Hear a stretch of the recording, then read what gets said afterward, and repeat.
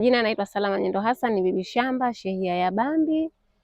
Leo tupo hapa katika shamba darasa la zao la papai kupitia mradi wa mifumo endelevu ya chakula Tanzania. Lengo hasa la shamba hili ni kujifunza mazao ya mboga mboga na matunda, lakini darasa hili tunajifunza zao la papai ambalo ni miongoni mwa mazao ya matunda, na kama tunavyojua papai lina umuhimu sana kwa mwanadamu katika afya na mambo mengine, kibiashara, kiuchumi.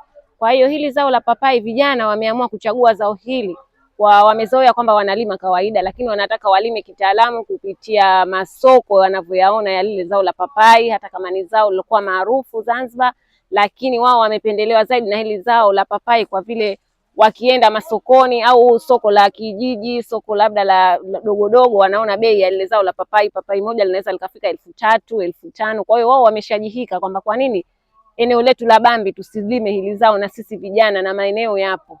Na kama tunavyojua papai linahitaji nguvu kazi kidogo, tangu mwanzo wa kuandaa shamba mpaka kushughulikia shamba mpaka kuvuna, na sio kama ni zao ambalo labda halifanyiki kwa hapa kwetu Zanzibar. Ni zao ambalo linafanyika na unaweza ukapanda muda wote. Muhimu uwe na vitu muhimu ikiwemo maji, uwe na mbegu bora pamoja na madawa ambayo yatasaidia endapo papai itapata changamoto. Na tukumbuke kwamba papai sio ni zao ambalo linaathiriwa sana labda na wadudu na maradhi na magonjwa.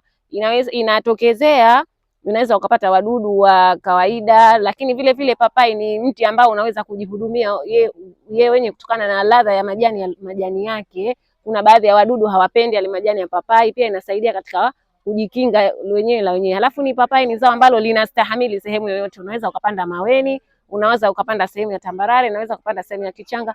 Ni huduma tu ambazo utalipa lile zao, na ni zao ambalo lina faida kubwa kwa hapa kwetu Zanzibar.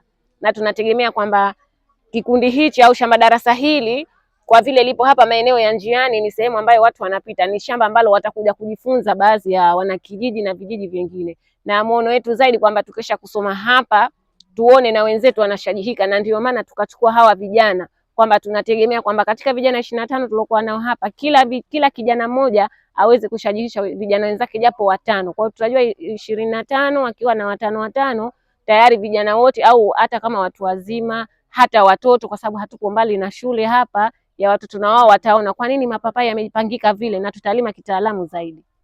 Tupo katika kuandaa hili shamba, ijapokuwa mnaona kwamba tumeandaa shamba, tumefikia hatua ya uchomaji wa moto wa ardhi. Ijapokuwa kitaalamu haishauriwi uchome shamba moto, lakini kwa vile kuna vikwazo ambavyo vimejitokeza, mfano mna msitu, mna miti ambayo ya majibajiba, na hili shamba ambalo lilikaa kwa muda kidogo lilipumzika.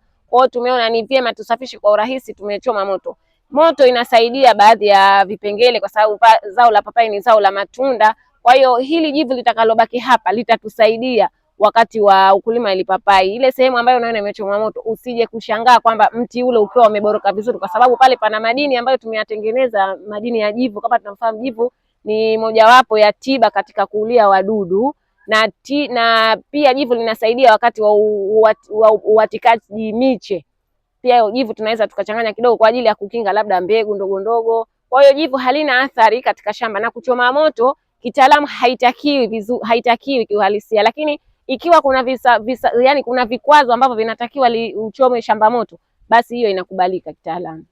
Kama tunavyoona shamba letu tumelipima, tumeweka kamba, tumeweka na vijiti. Sisi tumesema hapa tunalima papai kitaalamu. Kwa hiyo papai likilimwa kitaalamu linatakiwa lilime kwa hatua, kwamba mti wa papai na mti wa papai uwe na mita ngapi, alafu kuwe na sehemu ya kuweka njia kwa ajili ya kupita, kwa ajili ya kuhudumia lile papai, labda wakati wa mavuno, wakati wa palizi, wakati labda wa kuangalia, kwa sababu kuna ukaguzi wa shamba pia utafanyika. Kwa hiyo tutavoweka zile line itakuwa ni rahisi, mtu yoyote anaweza kupita akahudumia lile shamba. Na ile kamba inatusaidia kwamba tunyooshe zile kamba zetu vizuri, na pia papai ukilipanda kwa line linapendeza na huchoki kuangalia lile shamba. Na ndio lengo kubwa la kwamba tunapima ili tulime ile kitaalamu kwa muonekano mzuri. Na hii kuweka njia masafa ya mti na mti pia inaingia katika kufanya yani huduma ya shamba. Sio papai tu, ni mazao yoyote yanatakiwa upime kwa line ambazo, yani kwa vipimo sahihi vya lile zao. Na hivi vipimo vinasaidia.